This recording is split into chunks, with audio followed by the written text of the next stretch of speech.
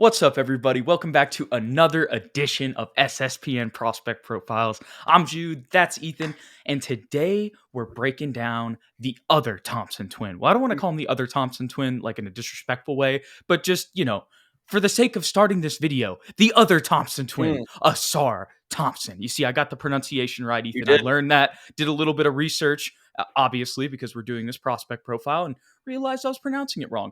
Probably pronounced a men's name wrong as well a couple times as Amen. I think is what I called him a lot in the last prospect profile on him. But nonetheless, Ethan, I'm going to dish it right to you to start off. Tell me what you like about Asar. A lot of the things that I like about Asar are the same things I like about Amen. I mean, they are identical twins, Right. and I like going into this. I didn't really know much about them, but all I knew was Amen's the point guard, Asar is the wing.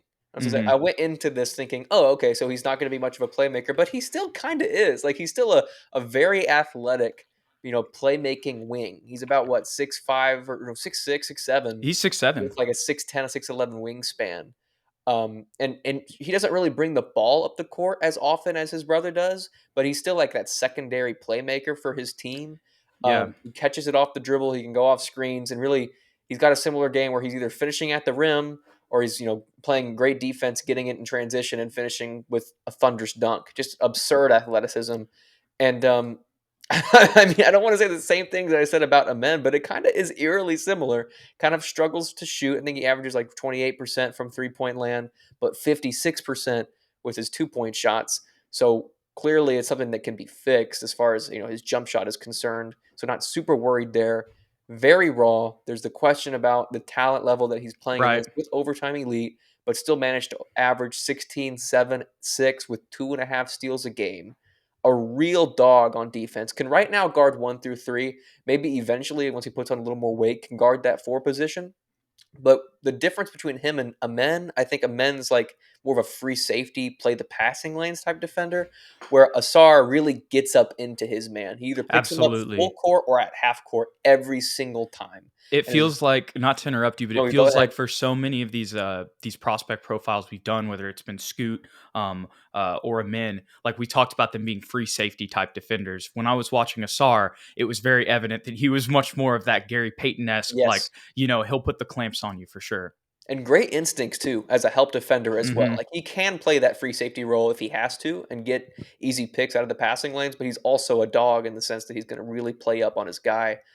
He's so athletic that he doesn't really get blown by either. He manages to stay with them all the way to the basket and has that great recovery speed and athleticism like his brother to kind of catch. He catches a lot of blocks off the glass, 2 hands, 1 hand. Yeah. Really impressive athleticism. I can see why he's a top 10 pick for sure. Um, I'm really my biggest question for you, Jude, and you can do the same thing that I just did and kind of vomit words there if you want. But why is he so like clearly on everybody's board the second better brother? If that makes sense. I think that probably what a lot of the scouts would say when it comes to that is that he has. I mean, I don't know. Maybe I'm wrong on this, but I would say to me it seems like he has the higher floor, but Hmm. Amen has the higher ceiling. Okay. But honestly, Ethan, there's a lot of questions I have. I really liked his tape, Yeah. and for while he isn't as flashy as Amen and he's not as explosive, he makes up for it with more skills, I would say. I saw a much deeper bag whenever it came to just his mid-range game. His shot, in my opinion, is a lot better. I mean, it's only, I think, 4% better. And I know that may sound crazy, like what with the emphasis I just put on it. But seriously, like if you watch the tape, if you just look at the difference in their jumpers and also just the staggering difference in the amount of catch and shoot threes that he has. Hmm. Granted, they're all wide open. I'm not saying he's gonna, become a contested sniper like Klay Thompson or anything. Definitely not. He's the furthest thing from that right now. But I would say that he's still a step ahead of Amin when it comes to his shooting for sure. Not only in just the mechanics of his shot, but in the amount of how many go in. I mean, I was surprised with how many were on the tape when I was watching this, and his percentage was only at 29%, which I guess means he obviously takes a lot. Um, with how many makes did pop up on tape, there must have been a lot more misses for that percentage.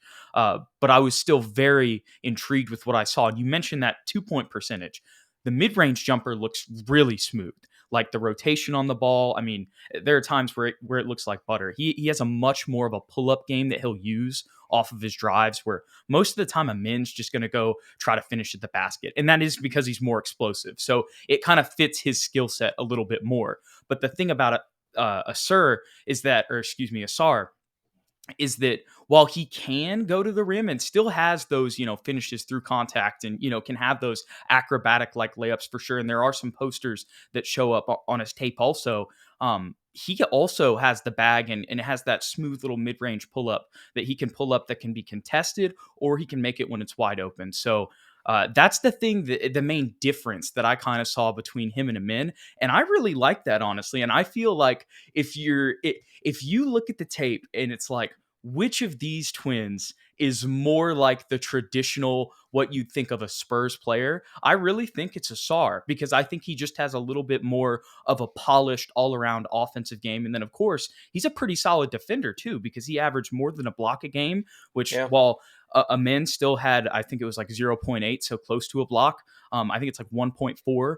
Let me double check those stats. 1.1 for Actually, Ausar. yeah, 1.1, but 2.5 steals per game, on top of 7 rebounds. I wish I could see the splits for offensive and defensive there. It doesn't really matter that much still. And just also want to mention, I'm getting a little bit off track here, but No, you're fine. 6.1 assists per game, man. Like, that's what I'm saying, when he is a very complete player. And obviously, Amin puts up those kind of, I think like 16. He has very similar stat line, right? Where it's Yeah. kind of not a triple double, but a little bit above, around 7 or 6 assists on both ends. And man, like, the difference though, whenever it comes to them being more well-rounded, is once again, it's just his shot, and specifically his creation and his sauciness in the mid-range. Like, he's Yeah. just a little bit more crafty, and he's got a little bit more fundamentals there that you don't see as much on the tape from Amin. So that's why I'm saying, if you compare the tape, I really feel like he feels like more of the Spursy guy. With that being said though, I still, when it comes down to it, would say that Amin has higher potential. I don't want to make this whole thing just comparing the two of them, Yeah. but I know what you mean. it's still, lots of similarities in their games, though, like you said. So that's going to naturally happen. And you can clearly see what you're saying about him being a little more polished when you look at his playoff stats. I don't have amens next to me, obviously, Uh huh. but he averaged 21, 5, and 5 on 50 from the 2 point range, 39 from three, and 82% from the free throw line. So he was able to step up all of his numbers. I mean, he dropped on rebounds and assists, but as far as efficiency and scoring, they all went up for him in the playoffs. I don't know how much more competitive over Right. time Elite's playoffs are, but just reading that at face value, it's a positive sign. Well, last year they were going toe to toe with Don Barlow. That Mm, was the primetime matchup. that's a tough matchup for them, for sure. Oh my gosh. Well, just some of the other notes that I have on here, Ethan. Another thing that really jumped out on the tape for me, I saw it multiple times: pump fakes. Not Hmm. just when he was trying to score, but also on passes. Like, and I'm not just saying this as like when I was saying it with the men, he would use them really just to score. I saw like multiple times where Ausar would literally like pump fake, and the defender would like start to run towards, the dude he thought it was passing to, and then he's wide open at the top of the key for 3 and swishes it. Like, so I mean, that's what I'm saying. Like, and that kind of ties into his shot too. Like, there were a lot of those plays on there. So obviously, once again, all wide open threes. So it probably means that his contested percentage is really low. But that's a great start. Once Yeah. again, going back to his shot. And another thing that we can remember about the Thompson twins, and as much as Homeboy left and went to OKC, we still saw Jeremy Sohan's shot improve this season. Hmm. We've seen a lot of other people's. KBD took a jump Yeah. up in his shooting this year. I was forgetting our man. Can you remind me of his name? Our shooting coach who helped fix Kawhi's jumper. He went to Chip OKC. England. Chip England. That's what I meant when I said homeboy who went to I was trying to figure that out. I OKC. was like, Yeah. Sohan went to OKC? No, Like, no, no, no, no, no. That's what I was saying. But the point is that also the Spurs have a really good track record with yeah. improving jump shots. And I feel like, they can improve both of these. And I think in the prospect profile, I said I was optimistic about a men's jump shot, but really I still think there is like a significant gap between Asar's and a men's. So I still think both of them are fixable, but I think that Ausar is ahead of him. So I think the Spurs could definitely clean that up and at least get it to like 33% or something, just where it's Yeah. respectable from three, because with his explosiveness and his craftiness driving to the rim and just inside the 3 point line in general, whether that's in the paint or the mid range, if he can get it to like 33%, that's really all he's going to need to be a pretty high level scorer, at least a 3 level scorer. Yeah, the more you talk about it, the more I think about it. Asar is much more of a completely different styles. And Asar to me fits with what the Spurs are trying to accomplish more so. Where Amen could maybe flourish into kind of a Luca or Ja role where almost everything runs through them and they're incredibly Yeah. talented playmakers and they have high usage percentage But and they that could fit on this roster too, as we've mentioned, because it could, Devin and Keldon, it could play off of them, and Zach Collins as well. but the Spurs have never done that. I don't think we've ever had a That is ball very true. dominant player. Even when we had Tony and Manu, like sure they brought the ball up the court, but they didn't have the usage percentage as a Luca, Ja, Russell Westbrook, like you name it, and James Harden, where Asar can really play off the ball. He still has the playmaking ability, and I think his playmaking coming into the NBA will be at a higher level than both Devin Vassell and Keldon Johnson's were for Mm-hmm. sure. So Definitely. that's definitely a positive, and he could still technically play the point guard. Like if we brought him in, he could play. You Yeah, could play no, he's him, got the Devin. playmaking ability Yeah, too. He really does. we're trying to shoehorn him in as the wing, but I really think that's only because next to Amen, Yeah, he was a wing. he was a Right. wing. But if he was just him and Devin and Keldon, he's clearly the point guard amongst This those three. year, I'm pretty sure he didn't play with him, and he He did did play the not. wing still. He did play the wing still. Yes. But with that being said, still averaged, like we said, the dude averaged 6 assists a game. And I know it's overtime elite, but look, there's a whole section. I mean, you can go on YouTube and find a plethora of his playmaking highlights, and that's because he's a good playmaker, like his identical twin brother. What a Yeah. surprise! So I definitely think he could play point guard for sure. But that's what does both of these guys fit in? The modern NBA, versatility, Hmm. positionless basketball. They're eerily, really when you think about it, they're like kind of just a little bit smaller so hands, bro. The more I'm thinking about it, I never thought about that until right now. Because Sohan really, I mean, think about his biggest question mark. Shooting. And he had a little mid range game this year, Yeah. crafty around the rim, had some posters. We saw what he did to Domas. We remember that. That was nominated actually Yeah. for Dunk of the Year by the NBA. So that was super cool. Yeah, I know, crazy. It's like the fan voting, so it's only an online thing, but Hmm. still pretty cool for Sohan. But that's the point: explosiveness at the rim, playmaking, great defense, just Yeah. shooting questions, Yeah. question marks. That's what I was trying to say. Biggest positive by far is his defense. Mm-hmm. Like I loved that dog mentality and Mm-hmm. him next to Devin in the backcourt. Plus you got Sohan Oh my gosh, dude. and I mean Zach Collins is no slouch And either. I know he's everybody light, would but be at least 6'6" in the lineup. yep, that's pretty. It's pretty damn cool. It's Lots, pretty damn lots cool of to think length, about. dude, We and a can lot, switch pretty so much much. everything. Yeah, literally. I mean, Zach's really the only person that needs to stay on kind of the center. But even then, like Sohan can match up with some centers. Yeah. Obviously, in most cases, he's going to get bullied, but it's not the worst thing in the world. But No. that would just be really though. 1 through 4 could just switch in that lineup. And if he's picking up his guy at full court, half court, I mean, there's really not going to be any chance for Mm-hmm. them to switch anyway. You're going to bring a pick and roll all the way to half court. I guess you could, but gives Mm-hmm. us more opportunity to recover and not isolate Zach on an island, Absolutely. or even Keldon. I guess he might be the weakest defender amongst the five. Yeah, for sure, for sure. Another thing though that I haven't mentioned that popped out on the tape. Not only does he have the ability to score in isolation, and kind of has that sauciness, has the ability to take people off the dribble. He can score as a slasher too. Yeah. Lots of cuts, catching lobs as well. Hmm. I just love that versatility, and that's kind of what I'm talking about. Because while he is still explosive, like I said, he can catch lobs. Well, because he's not as explosive as Amin, that is, I think, what encouraged him to kind of build more of that all around game, or at least just that mid range game and pull up game in the paint or in space in the mid range inside the 3 point line. Yeah, he hasn't had the opportunity to rely on those natural tools as much as Hmm. his brother. But it almost, like I said, that's kind of made him more Better of an all around player. Right, for right. sure. Um, Not as fast as a min, but skills make up for it. That's what I wrote down. But also still pretty fast. Like Yeah, he's still pretty. he's still above average speed because a men is elite speed. Like he's beating most people in transition. Yeah. Um, so another thing that's what I was. I know at the beginning you kind of said obviously his shooting, percentage wise isn't that good, but I know you mentioned also you were thinking about you were thinking after I was talking that there were some differences in their game. What do you think about his shooting? Because maybe you just didn't see the same highlights that I did, but like Mhm. I really felt like I was surprised with how many threes that he was making on, or just even pull up jumpers, just shooting highlights in general. That popped up on the tape despite the low percentage. He's definitely not. He doesn't have a broken jump shot.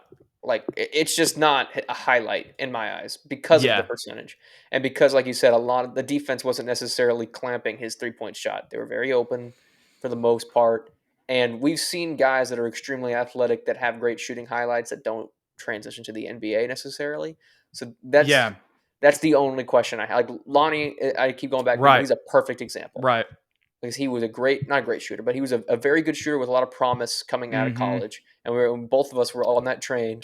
We were like, oh, just a Yeah. couple tweaks. We got Did Chip even England. Markel Like, Fultz? I know yeah, that's Markel completely Fultz. way out there, but No, yeah, you're completely right. It's a thing that for some reason is attached to these extremely athletic, explosive guards. It's like, oh, they'll fix their jump shot. And they never really do. Like, Ja Morant's another one.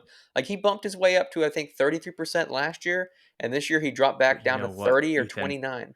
But the Spurs did it with Tony. They did it with We DeJounte. did it with You could Tony. even say they made it a little bit better with Derek. And Derek's, I mean, credit a little bit to the Celtics here too. But Yeah. Derek's leading.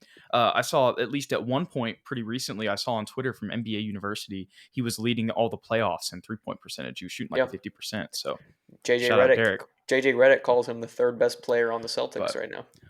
point is the Thompson twins though. We have a track record of where athletic point guards, specifically really DeJounte, if you want to pick one out, to translate to this specifically. And he never really got great at That's true. threes with us. Okay, but we had it. But he went from like 15% He to definitely like got better. 30. He got You know what better. I'm saying? He was a threat, but his mid-range jumper, you're right, became lethal. Mm-hmm. And that wasn't something he had when we drafted him. So at the very least, we can expect that kind of skill, which he's clearly been working on to get better in the NBA if he were drafted by us.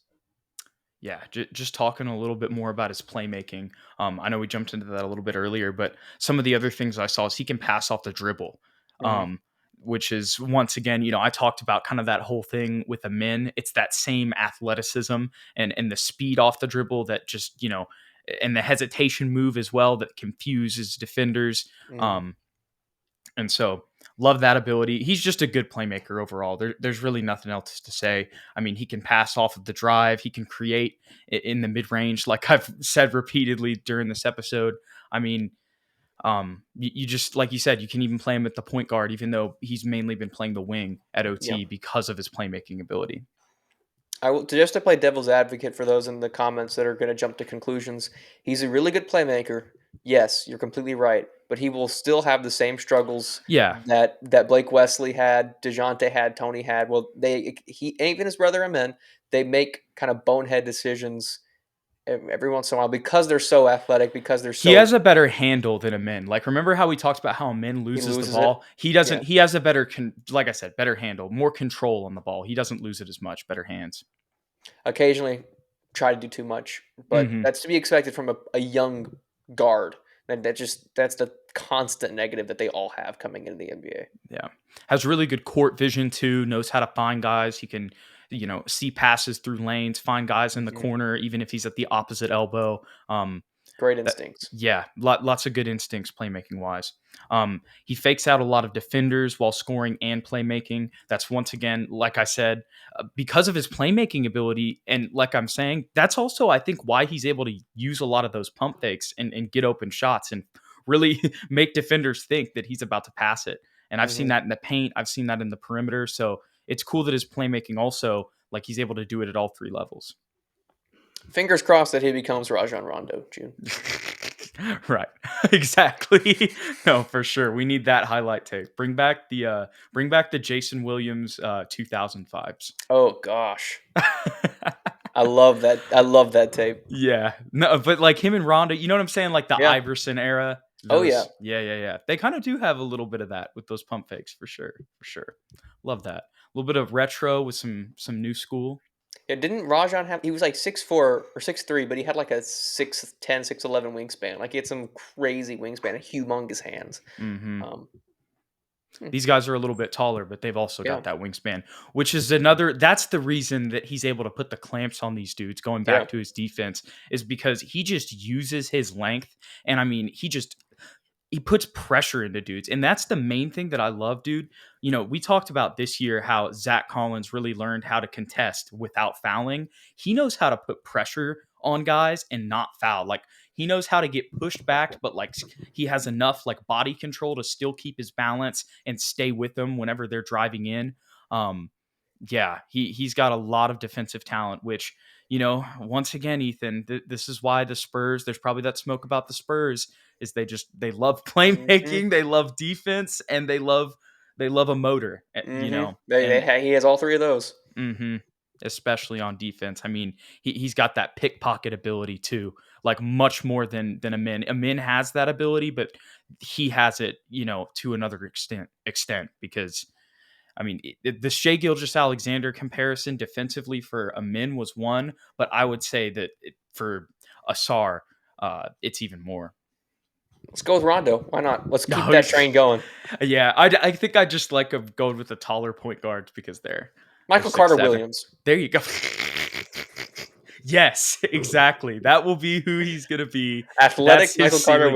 Williams. No, his ceiling is Michael Carter Williams, which means he's gonna be a bust. I'm with it. Yes. No, wait, no, he's not going to be a bust. He's going to be rookie of the year. That's right. Yeah, he'll have a couple good Let me years. stop. And What then am he'll I become a saying? very decent backup point He's guard. going to be rookie of the year and then he'll disappear. Yep. Oh, 1000%. oh my gosh. Okay. Let me see. Yeah, the last thing I have written down is uses length for steals frequently. That's kind of a blunt way of saying it, but once again, I mean, and there are some times where just because of his length, he like because of the pressure he uses on defense, he'll like unintentionally get a steal. Like his hand will just hit the ball because he's in a good defensive position, and then there you go. You got a fast break, and we already know what he can do in a transition. So the thing that I love about both of them, you know, having lots of steals and blocks is that it creates transition opportunities. And I think that because they want to play in transition, it motivates them to try to make those type of plays. 1000%. I wanted to say that earlier today and I completely forgot. I'm glad you said that. He feeds off of that energy and he feeds the rest of his team with his energy that he creates from playing such great defense.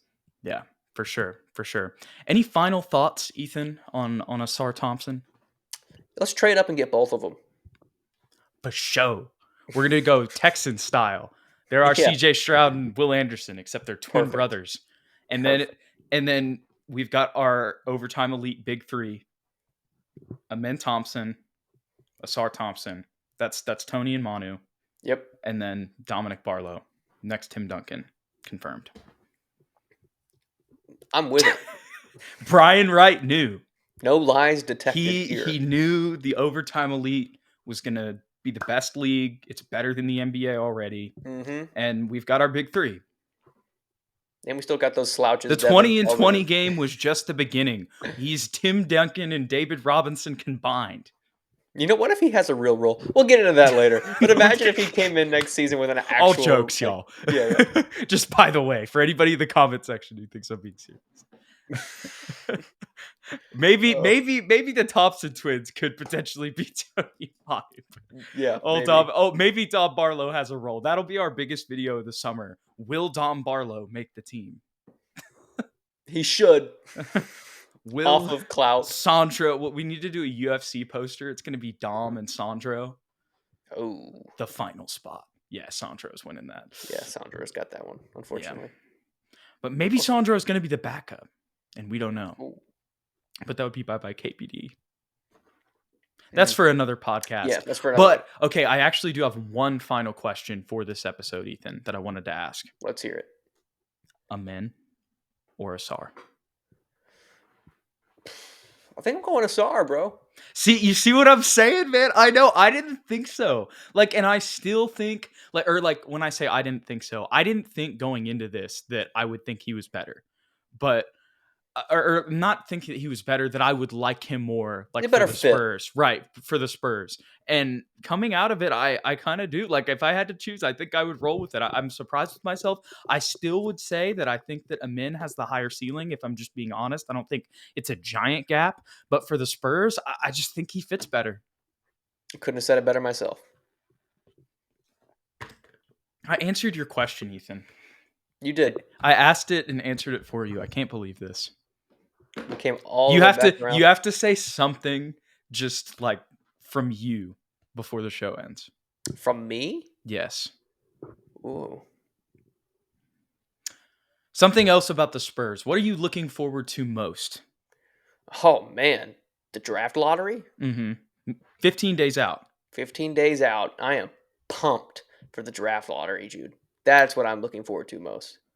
Would you be very happy with an Ausar in like a bad case scenario where the Spurs fall to 5? I mean, I'm always going to be happy with whoever we draft because I'm just a diehard Spurs fan. I will make him my. And we'll develop whoever, because Yeah. Sohan was at 9, so this pick's going to be solid regardless. But I will be severely disappointed if we drop out of the top 3. Severely disappointed. But on draft night, and whoever we draft, I will be a humongous fanboy. We'll go look at the highlights and we'll be like, "Oh, he's the you're next so whoever." right. You know, that's just No, how it is. It's I'm gonna be because we're real ones though, Ethan. Not yeah. everybody's like that, I will invest so hard into whoever we draft right? and say Victor's a bust, Yes. Scoot's a bust. Until they don't go back for a ball in the preseason and get cut. Oh, don't even mention it, Jude. Knock on wood.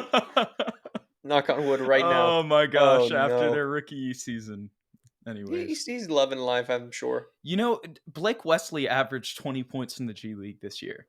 Yeah. That's our lottery pick. So everybody who's hating, trust.